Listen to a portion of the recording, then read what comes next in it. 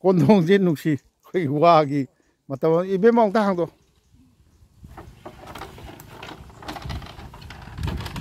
ꯅꯪꯗꯤ ꯅꯃꯤꯡ ꯀꯔꯤ ꯀꯧꯏ ꯂꯩꯁꯦꯝꯕꯤ ꯅꯣꯏ ꯌꯨꯝꯅꯥꯛꯇꯤ ꯌꯨꯝꯅꯥꯛ ꯍꯥꯏꯔꯒ ꯀꯩꯅꯣꯅꯦ ꯌꯨꯝꯅꯥꯛ sida ꯌꯨꯝꯅꯥꯛ ꯅꯣꯏꯒꯤ ꯁꯥꯒꯩ ꯀꯔꯤꯅꯣ ꯀꯦꯁꯤ ꯀꯩꯅꯣ ꯈꯪꯉꯦꯝꯕ ꯀꯁꯥꯔ ꯌꯧꯔꯛꯄꯗ ꯍꯦꯛꯇ ꯃꯁꯤꯒꯤ ꯕꯦꯔꯥꯁꯤ ꯀꯥꯕ ꯋꯥꯅꯤ ꯃꯥ ꯌꯨꯝꯅꯥꯛ ꯀꯩꯅꯣ ꯑꯁꯤꯗ ꯑꯩ ꯇꯧꯔꯤꯁꯦ ꯑꯉꯥꯡꯁꯤꯡꯁꯦ ꯑꯩ ꯑꯃꯨꯛꯇ ꯆꯪꯒꯦ ꯁꯤꯕꯨ ꯀꯩꯌꯨꯝꯒꯤ ꯌꯨꯝꯅꯣ ꯑꯁꯥꯡꯕꯝꯒꯤ ꯑꯁꯣꯝꯒꯤꯁꯨ ꯑꯁꯥꯡꯕꯝꯂꯣ ꯆꯅꯝ ꯀꯔꯤ ꯆꯅꯝꯕꯝ ꯁꯃꯣꯝ 이나우 민 그리 거게 라젠 거기 라젠 아사 오 더보인 강디 오 징가 근데 그노 정도 아이고 아한 뭐 우저더니 그노 요피세 징가기 타나버제 꼭도 수마이나 떠오르가 예 아이디 그리 이베만 나디 까리 람닝오노 우달봉기야 우달봉기 까윤닝와 그노기 달링기 지데 눈빠디 계속 혹자리가 아세로 엔파 수나리냐 이 비싸 빠이베 융닝네 도자 안강싱디 안강싱 라이크 땀 가이 땀 까마이 타오 피다 세히 마판다 파리 오 클래스 땀베 술 가드리보 파리 한도 클래스 땀이야바 그라이다 땀할래 케비 술 가이 레게 지리밤다 오 예 이베메 kaino chakri ja kaino ne noi me bakhan gi kaino mayam yenge na lai minya je hingon ji dilem no mang hingon udro hingon koidro ne ibem nan namin kari ko ke santi ke si kari kumukcham na kaino ro ipam gi la nupa gi mayung gi yumna ipamgia na yum pandribo pale kai paliba impal kai da kai no da nauda khongda bu noi nu padi hyderabad da lei nang si lei ba sida na nungai da ingong ngani no nang pi sai ro pi sai ba loi de jum je so kai no ne pi noi di sida di chik na nungai mi na chawa thak po khong na so sila sila wong tu ba pupu wang gelo long ne kayo ne kali pino sai cha yo na ba phai ne oh a phai ba khan gi sini akoi kano tori se yam na chik na ing na ajiri bam lom da manipur ne na khongdong na gi bodo hujik khongjin ningak pa amuk halak ning ba yaw re hai sini nungai nungai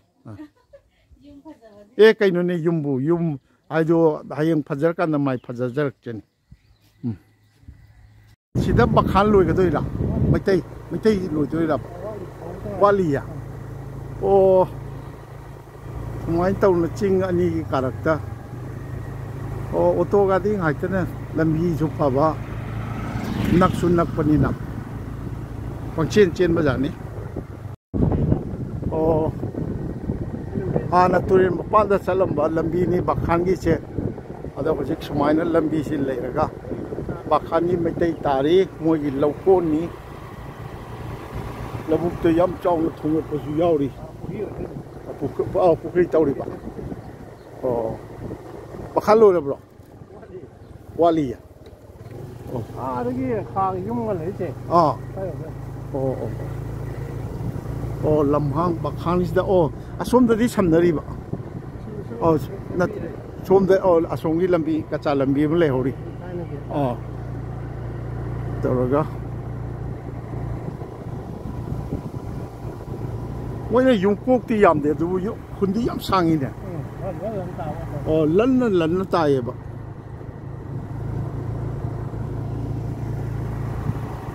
lokon di yam chau ba kun gi yum ko ka lokon ga di lokon ni hin chau gi bhap ni ma si ju yam na nungai ba amani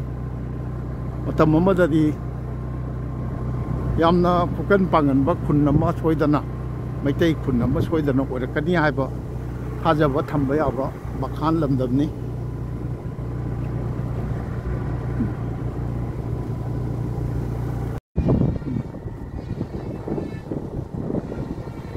Kanji yum loitri, jadi mayang le mana ta? Oh,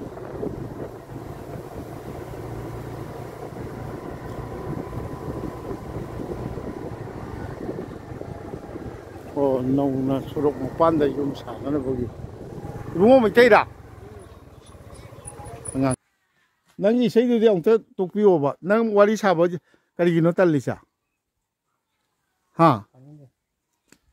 noi di bakang giro. Bakang. Noi di like tam berapa tu ya? Tamdre. Tamdra. Nang naming kari kau ba? Ronel. Ronel kayum no. Mutum. Mutum. Bawa ada yang nang kari ya? Bikas kau. Bikas kari kayum. Lorembo. Lorem noi ani no bikas nang di like tam berapa? Nang so. Kontak tu yang besar. Tu lo perkhang ai lah. Rizal ngai. Perkhang lo lega pastor or kay tawgen kali ba? Pastor orang ini tu thabak yang ni. Thabak yang ni ba? Ada ki kan nang di 12 kali dah tam ya? Ayo. Oh. Ayo arki le tam. Arki si sana tam ya? Jadi bamda. Kay dah cali tu dah. Sudah di line dah cali tu kan. Atau di mana baru sudah cakap jauh. Oh. Nang like tam tu ya sina. Kari kadai bok tam mi ba? Nine bok tam tu ado uji kari tau rike. Mechanics tam. Tamia. Pain tawa yaw tamo mechanic sa ilay tiya kano. Kalay da tami ba? Impal da. Impal nungay bro. Nungay. Hoy nga kuni yung tanga kuni. Impal da nungay ba? Kasi yoksang isuti lay ra. No yung kay dono. Oh siya siya. Siya may tay yung kayam lay si dagya. Sige yung tunggan mari mulai. Mari mulai ri ba? Sige makana ato pa. Nante kali mekasin gari aso wero masay ro. Aso we pay na. Karo kano ro. Truck ki. Adu na mo hen pay. I fay ni. Kana de yaw no kadai de yaw no. Pasoy da. Oh pay yam thawa yaw no to. Nang to de adegi because nangi kari because ha dai. Nang kano thawa isi kano sibai kang ge kai khalli ro. Aje dum hojikiri. Adu makhadi tam tho da na khara. 미지 다 그래 왕는 걸러거디 하 아이 나한테 난 타복도 우대 좀 트라이 또 위에 거 아도 미지 히말라야 영등디 가게 칸버 미도 얌드러버다 하 스와기 징뭐 호랑 먹디 가네 소이더나 하 나 아도나 그래 왕나 칼 할니 나하로싱 하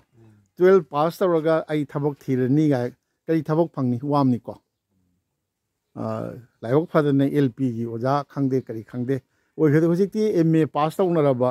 मयाम BEd का बाव LP ओजा का ओइबो मयाम यावरिने अदुनि अदु खर खर वांगना अदु लेमनदि लेथोकनो को नंग कॉलेज अनक बजिरी सु लई अमा कनो दसु लई अदु 12 लोरे कॉलेज सु तमथोबो थबक थिन थिन म चहीदि मांगंगनो को आगे नोई नमानबो कयाम ले 12 अंदक थागी बस सैदा बखाना देसिदा मानबा होमरी जिरी दे लोइन तम मिंगा तरा जिरी दा नि मतम मे दगी कसादा मतम ओ फै फै अगी नंग दु करियबो नंग मिंग दो रोनेल नंग हाइरबो खरा करी गई हाइरगे रनिंग थबक दु ngam अद करी लाइन दो नंग न स्पेशलाइज तौगे खलिजे आई नि स्पेशलाइज तौगे खलिजे इंजिन लाइन गुमदा इंजिन दा ए फैने फै तौ नंग नुंगाइ जबरा ब तम्मीदुदा ओ अदुनि नुंगाइ ब थबक तु तौगदौ माना कनो तौदे यादि है लेतेबा थबक तौदे लौ उबदसो आई नुंगाइ रदि लौ उबसु यायबा हा अदु एसियम नुंगाइ नोय थाबन जोंग मके रक चले कुमसिगी ओंथा आई नसिगी सिन आहाम बोइदे दिग्ली जि चोंगदो सा बिकास नंदि थाबन जोंग काई चले कुमसिगी अंदकी दुम कोई खुनगी अमा दे कसारो न मुख कसार का जे चलु केनो लखीपुर कुमन अदुदि नोय सिदे गाड़ी मचा चलिरा नु ओसेदि ऑटो चल ꯑꯣꯇꯣ ꯆꯠꯂꯦ ꯍꯜꯂꯛꯄꯗꯤ ꯔꯤꯖꯥꯕ ꯇꯧ ꯆꯠꯂꯦ ꯑꯣ ꯔꯤꯖꯥꯕ ꯇꯧꯔꯒ ꯅꯣꯏ ꯅꯃꯥꯟꯅꯕꯁꯤꯡꯒ ꯑꯗꯣ ꯅꯨꯡꯗꯥꯡꯗ ꯆꯠꯊꯣꯛ ꯈꯣꯠꯇꯣꯛꯄ ꯆꯤꯡ ꯂꯥꯟꯕ ꯈꯣꯠꯄꯒꯗꯣ ꯀꯔꯤꯝ ꯆꯤꯡꯅꯗꯦ ꯃꯤꯅ ꯑꯩ ꯅꯍꯥꯟ ꯀꯩꯅꯣ ꯇꯧꯋꯤ ꯅꯊꯟꯗꯒ ꯆꯠꯀꯅꯨꯒ ꯄꯥꯏ ꯍꯥꯏꯖꯤꯜꯂꯦ ꯍꯦꯛꯇ ꯃꯤꯁꯤꯅ ꯍꯥꯏꯖꯤꯟꯕꯁꯤꯅ ꯐꯔꯦ ꯐꯔꯦ ꯅꯨꯡꯉꯥꯏ ꯔꯣꯅꯦꯜ ꯀꯩꯅꯣ ꯇꯧꯀꯣ ꯌꯥꯝ ꯐꯖꯅ ꯅꯪ ꯍꯌꯦꯡ ꯑꯩ ꯗꯔꯀꯥꯔ ꯂꯩꯔꯗꯤ ꯅꯪ ꯊꯦꯡꯅꯔꯗꯤ ꯍꯥ ꯑꯗ ꯐꯔꯦ ꯋꯥꯛꯁꯣꯞꯀ ꯆꯥꯎꯅ ꯇꯧ ꯌꯥꯏꯅ ꯀꯩꯅꯣꯅ ꯍꯥ ꯌꯥꯝ ꯌꯥꯏꯑꯕ ꯐꯩ ꯌꯥꯝ ꯅꯨꯡꯉꯥꯏꯔꯦ ꯁꯤꯅ ꯃꯥꯏ ꯃꯃꯤꯡ ꯀꯔꯤ ꯀꯧꯋꯦ ꯀꯤꯔꯟ ꯀꯨꯃꯥꯔ ꯅꯪ ꯀꯩꯅꯣ ꯋꯥꯔꯤ ꯁꯥꯖꯦ ꯌꯥꯗ꯭ꯔꯤꯁꯤ ꯀꯩꯒꯤꯅꯣ ꯅꯠꯇꯦ ꯋꯥ ꯉꯥꯡ ꯅꯪꯉꯣꯟꯗ ꯋꯥ ꯉꯥꯡꯉꯁꯨ ꯍꯥꯏꯗꯅ ꯍꯪꯕꯗꯨ ꯅꯪ ꯀꯩꯗꯧꯔꯤꯒꯦ ꯍꯧꯖꯤꯛ ꯁ꯭ꯀꯨꯜ ꯇꯝꯃꯤꯌꯦꯕ ꯅꯪ 12 ꯊꯥꯗ꯭ꯔꯤꯕꯣ ꯀꯥꯏ ꯇꯝꯃꯤꯕ ꯁꯦꯀꯦꯟꯗꯔꯤ ꯖꯤꯔꯤꯕꯥꯝꯗ ꯑꯣ ꯀꯩꯗ ꯆꯠꯂꯤ ꯑꯗꯨꯗꯤ ꯒꯥꯔꯤ ꯃꯆꯥꯗ ꯀꯔꯤ ꯕ꯭ꯔꯥꯟ ꯅꯠꯇꯦ ꯀꯔꯤ ꯕ꯭ꯔꯥꯟ ꯑꯗꯤ ꯑꯦꯛꯇꯤꯚꯥꯔ ꯀꯔꯤꯅꯣ ꯀꯩꯗ ꯆꯠꯂꯤꯅꯣ ꯑꯦꯛꯇꯤꯚꯥꯗ ꯆꯠꯂꯤꯕ ꯄꯩꯁꯥꯗꯤ ꯄꯥꯏꯔꯤꯅꯦ ꯑꯗꯨꯗꯤ ꯅꯣꯏ ꯏꯃꯥ ꯕꯕꯥ ꯄꯩꯁꯥꯗꯤ ꯄꯥꯏꯔꯤꯕ ꯀꯟꯅ ꯍꯣꯠꯅꯣ ꯀꯣ ꯐꯔꯦ ꯅꯣꯏ ꯌꯨꯝꯅ ꯀꯩꯅꯣ ꯅꯣꯏ ꯅꯪꯒꯤ ꯀ꯭ꯂꯥꯁꯇ ꯁꯤꯗꯒꯤ ꯕꯈꯥꯟꯗꯩ ꯃꯤ ꯀꯌꯥꯝ ꯇꯝꯃꯤ ꯅꯨꯄꯥ ꯃꯆꯥ ꯉꯥꯛꯇ ꯅꯨꯄꯤ ꯃꯆꯥꯗꯤ ꯇꯝꯗ꯭ꯔꯣ ꯃꯣꯏ ꯀ꯭ꯂꯥꯁꯇꯣ ꯃꯥꯟꯅꯗꯕ ꯑꯣ ꯅꯨꯄꯤ ꯃꯆꯥꯁꯨ ꯀꯌꯥꯝ ꯇꯝꯃꯤ ꯖꯤꯔꯤꯕꯥꯝ ꯍꯥꯌꯔ ꯁꯦꯀꯦꯟꯗꯔꯤꯗ ꯅꯪ ꯈꯪꯕꯗ 5-6ꯔꯣ ꯑꯣ ꯐꯔꯦ ꯅꯣꯏ ꯃꯌꯥꯝꯅ ꯅꯨꯡꯉꯥꯏꯍꯜꯂꯛꯑꯣꯀꯣ ꯅꯣꯏ ꯅꯍꯥꯔꯣꯜꯁꯤꯡꯅ ꯕꯈꯥꯟꯒꯤ ꯃꯩꯇꯩꯁꯤ ꯁꯤꯗ ꯂꯣꯏꯔꯦꯅ ꯂꯧꯔꯁꯤꯔ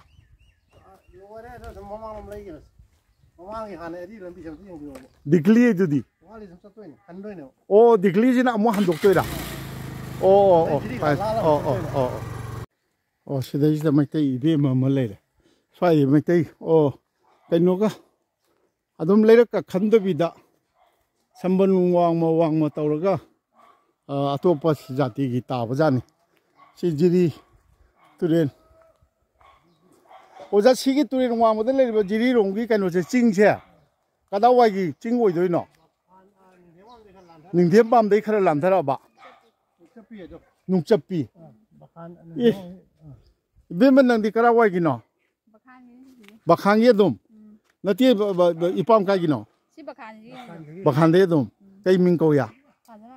थाजमा मी कई उमनो खांगेंबाम इपाम गिदी अलेगी तखेलंबाम शू मारी करिया नंदी लाइक तमक्रो क्लास क्या वक्त में या कलाई दे तमय जिरीबाम गया ओ लाइक लेसु तंबदी अदुम जिरीबाम दौना अदुम तौबा नकपनी को ओ सिदी तुरेन मयादी ने एने को ओजा मितै रो करिनो करि मिंग को बिगे बुद्धा कयुम नो तखेलंबम कलाई द चपी दोइनो जिया ओजा ने पी उना गेला चही के सुबिरगे चही हुमबुम दो खता करि थबक तो बिरमगे करि लौजे लौजुमी लौ केम लेबिगे ओ नते सिदगी मैते युमजिल कयाम लेरा सिना लोइरेबा ओ सि करि नोगिसे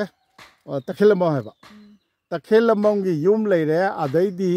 मो कनो लेगरे मोय बगानिया कनो कामुरा कुली का दुम कामुरा नाम सुद्र काबो मोय लेगरे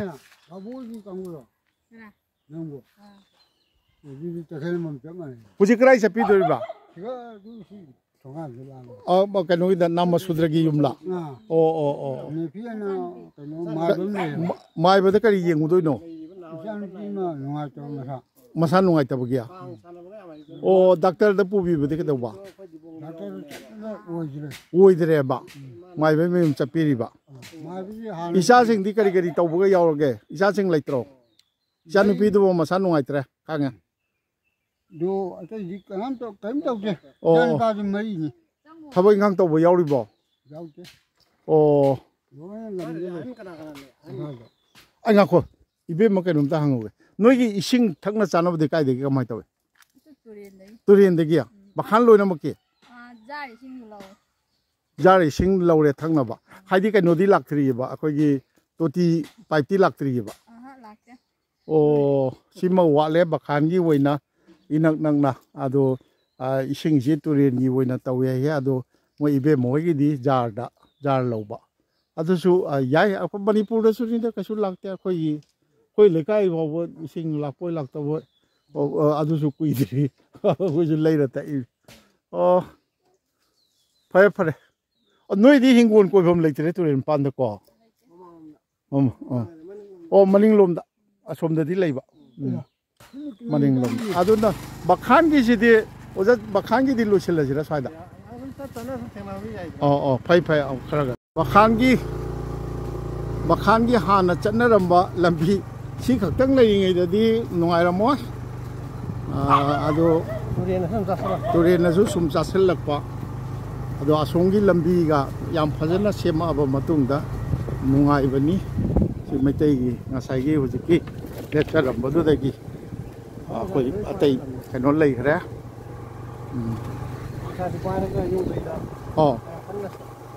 kaya kana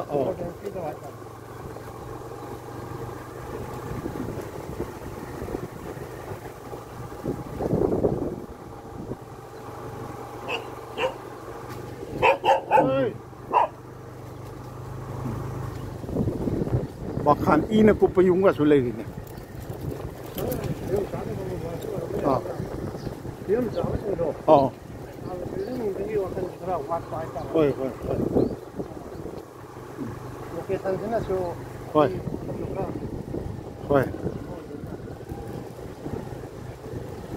sumba sisu akhoi kano singna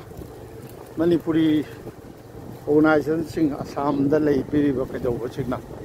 hara kano changhin bi ba phaw ja ni amtang lep sira oja law ma phamdar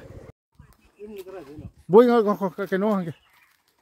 bitim jan tro na mani naming hayo tam tingan ba kayum yum nak hayo sagai ayek pam ai khang nate baka kai ginu nang na lengang pupi di kai ginu oh adi nang di bakhan ke dori ba like tam lai ba kai no hajibo lengang pupi de lanje lai ro nate lan hawdren de lai lan hawdren de kya lai kai tami ba arkeda ma sida de ada lai ta ngai lai te se lai ba lai tang na lai ba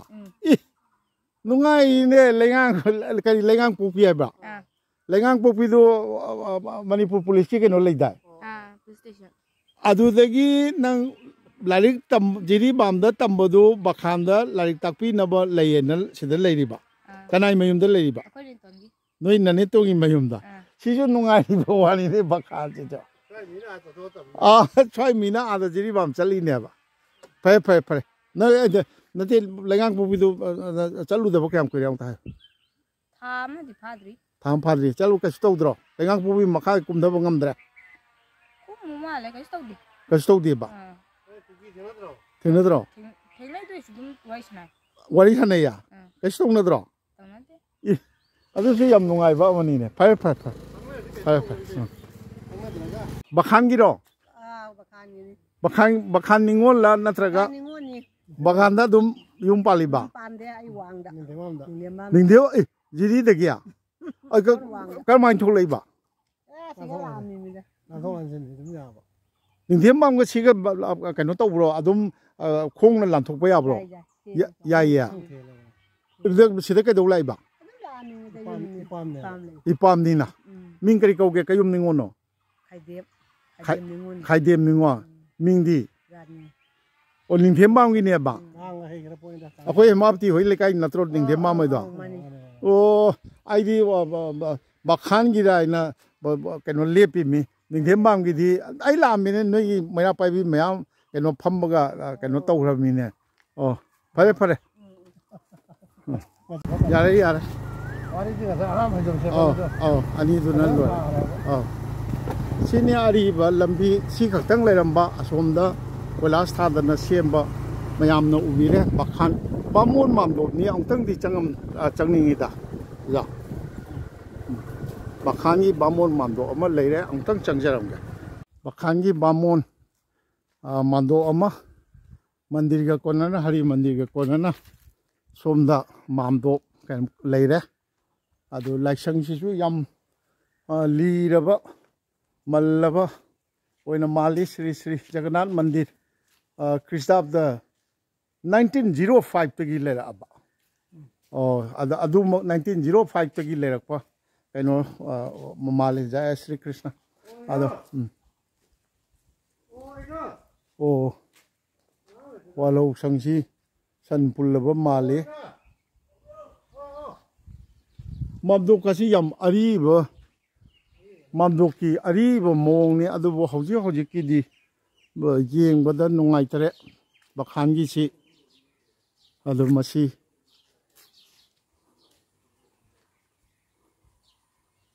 oh yengbiyo nungaitere yengba mandir gi phibam chu keno tawdre walau sangda sanpunbagi phibam lei malina aiga amcha ahan leitro leitine baza sakhiya aiga amcha mingdi Adiranjan Sharma kaino kari talino kaimta dia Adiranjan Sharma noi kayum no samurai lakpam noi mandir si 1905 thari si adudai le abne haibro anjingna ho adudai le rabni mandop so punna sa noi pamungi migdi kari koge Gaurokishore Sharma huji kai sakhi ba huji bazar sakhi bazar ide jiri ghata noi gi kumgi kaino kari kanga chingdre chingya kang leibro kang do hujikti leitre leirammi ado sahi amma ni de chingdre chingma ngamdre khunno jo horoktre horokpodo adum mandopta one lasale mandopta joydev kadi chongbro adu atei mafamda MLA gi phandagi karidagi tawraga mamdo phawdi khungi mi singna tawraga ha somde lepune kainoida adu khara hawdo noi bawung leiramadi nuai dawni MLA sing tanadana unadana adagi meitai MLA sing loina ba mayam lei mayam akhoi yengbiba singna khoi Lakipur constitution gi kaino hojikti mantri su oi wagam to ba ko sidai adu pusin midana sigi phiba masim tang kai mom taw yeng ma no ai tre bamon nate bamon mamdok ni haibai wanate maitai gi laisang orasu idea dum haijani masidi adu masum basidi si 1905 te establish tawduna leiraba mandir noi gi walok sangdi lekai na kari ka katpi drabro tawja san punba malida walok som da oraba o asidana san pulleba nangdi kari agam chan nangdi kari like su kar mai tawa aije graduation lore matung dai finance thabak tawar mi ada ting khani pothana lagi kari subject ta pass tarba arts aije IT tamane IT tambe lore adu thabak ti waloi na du da mapan daga leiro ba leirure kaida Chennai da adu low sa lei bo lai phai nupi ngang le bo leitri pakhang ni na aiga pakhang ama leire IT graduate siju khangan ningai masa amni na samurai la pom ko samurai la pom hoi bokti kalnagadi lei sini adu bakhanda laksabasi aiga Gaurokishore akhoi aiga amchawi gi pabu aiga Gaurokishore samurai la pom aiga Gaurokishore gi akhoi hari mandir Sri Jagannath ji gi mandir ne mamdop ne si mafam sida loisin jage bakhanda leiriba singi kaino singi oja aiga lakmina jariba aibu pubireiba oja Sokumar na ta haibi bada yum kai gi da thoina kaino tawdaba adubu khunji ayambana lokondi mana tawre hajim di khange atai yaudana ko ado paisa nuksa lainaraga chu yum kai sabada thoina kaino tawdaba khula oina agam cha nang nachin laura ahoi ichi macha lawni ong thil lawni kaino ni kaino hi no ri kaino lawni che onte mon jilo namin kari kawya toni ka kayum Kaje. Nandi kanun na tina, bamo na tina. Ka kalay day no na isim sa harja. Ay sige makade. अच्छा अच्छा अच्छा ओ नंदी कई आई class 12 तम 12 तमीरा तमीबा हंदक कलाई तमीबा secondary नुई secondary जे जिरीबाम की सा ओ जिरीबाम दंग लोई तमीना ओ करी माय मा विकास हाइब्रा विकास है नमानब्रा असिदा थेंगरे ओ फाय फाय ओ सिदैसदा आई लोसिनजरगे बखान की छिनी मोय लारिक तंबसी अयामबना जिरीबाम हायर सेकेंडरी दा तमी कसारगी मनुंग दवरसु अदुगा हुजिकी कनोसी बखान हरिसी अखोगी जिरी तंपाक्सिदा अहान बोयना मैतैना खुंदाबा मफमनी हाइबसी लोइनमकना हाइनाबा अदुगा मसीगी अकुप्पा वारोलदि आई मक्की ओइनादि थेंगनाजदे मसीजु चपचाबा अखोगी पुवारीगी ओइबा परिंगदा अखोगी फजना इसिंदना थमौबा याबा पोसकनी अदो सिगी लाइसंगसिमो 1905 ता एस्टाब्लिश तौबनी हाइदना लई सिदा आइगा समुरायपम गौरकेश्वर शर्मा की युमदा लेरिबा लिंबिरिबा श्री श्री जगन्नाथ मंदिर सी ख्रिस्ताब्दा 1905 हाइदना बाखाल हाइना थाई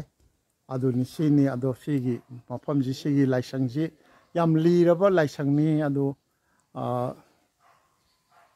उ सिंगदी कैसु तौद्रिबा माली अदो कनो तौद्रे मसीसु अदगी मानदोपसिमदी येंबदा याम नुंगाइजद्रे मसी सोम माइकई सोमदा लेबिरिबा मैतै खुनाइगिदमक्ता चेनबिरिबा चोंबिरिबा चिनिनाहुसिंना खजिक्तंग मियें चंगबिदना बखानदा ए सुमाइन तौदना बामोनगी अनि लई हाय मानदो लाइसंग अनि लई हाय अमदुसु आई लंबीदा थोगदे हाफे चंगजरमगे अदु चंगजरमद्रगसु अदुसु फिबम सुमाइना फत्तना फिबमसी येंबदा नुंगाइजद्रे कोई जिंगकासी कुइरबा 1905 ता कनो तौरेबा उखोंगासी चाथतलबा कदौरबा तौरे अदु नुंगाइतरे अदुना मसी गुम्बसी खरा यंगसिन हंजनिंगे अखोई मसी खरा खक्तदा अखोई अदुम नैसनदना लेबगी महुता अखोई मैतै लेरिबा जगह खुदिमक्ता मैदि बम गौरगिबो हाइबनिबो वरसु मैतै